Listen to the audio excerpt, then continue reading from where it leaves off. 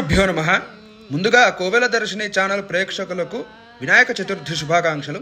అందరికీ ఆ స్వామివారి ఆశీస్సులు ఉండాలని కోరుకుంటూ ఇవాళ ప్రతి పూజకు ముందుగా గణపతి పూజను ఎందుకు ఆచరిస్తారనేటటువంటి విషయాన్ని చెప్పుకుందాం.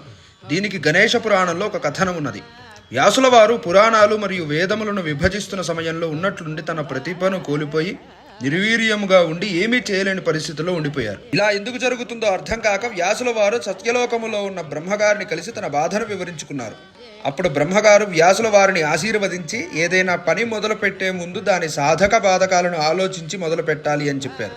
అంతేకాకుండా స్మరణం వా గణేశస్య ప్రారంభే స్యస్య వా తథా సకృతంచ త్వయా వ్యాస తేన భ్రాంతిస్తవానఘ. ప్రతి ఒక్క కార్యములలో ముందుగా గణపతి పూజ చేయడంతో అన్ని విఘ్నాలు పోయి అన్ని కార్యములు సఫలీకృతం అవుతాయని బ్రహ్మగారు చెప్పారు. దీనితో వ్యాసుల వారు కూడా గణపతిని అర్చించి తన సంకల్పాన్ని సంపన్నం చేసుకున్నారు. స్వస్తి.